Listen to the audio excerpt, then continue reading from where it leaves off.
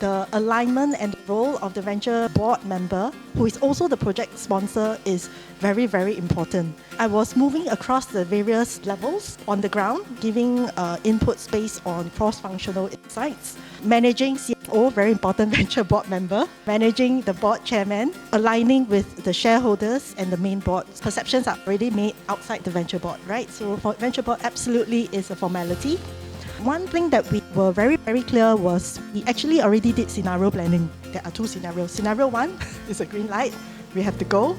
What are the next steps, right? So that when we have a goal, we don't have to, then we start planning. Even when we're going into just a concept validation, I think we should always have the mindset that eventually we have to think about if we are successful, who's going to run this venture and keep that going whole sprint. I think it's critical that the management recognize that we have to put a potential founding team and who potentially is able to carry through from sprint to venture, launch it in the market, commercialize it, productize the product, and these founding team potentially can fill some very critical role to continue that journey because they know the starting, they know why we do this, they know what is critical for the success of the venture.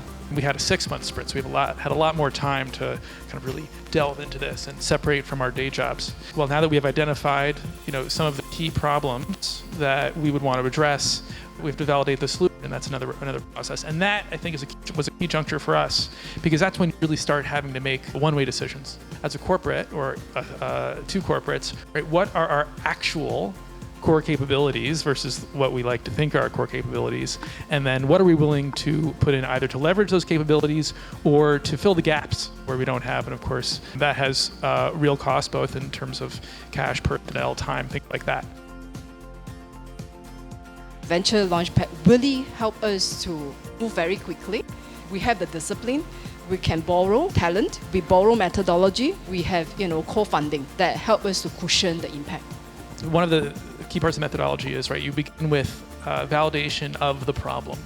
And again, we started with a partner and we're working with smallholder farmers. So there are plenty of problems, plenty of pain points that we could and probably should address. In order to kind of make the venture work, we knew that we were going to have not just a third party who had a methodology and could bring discipline to our process, but also one who, no matter how much you kind of go into a relationship or partnership with a company, starting with the strategic vision you agree on, when you start getting into the details, you find the nuances of where you agree, or as we like to say, don't yet agree. And I think that was one thing that helped bring us both along, both from a methodology, but also just from a governance perspective, was really essential.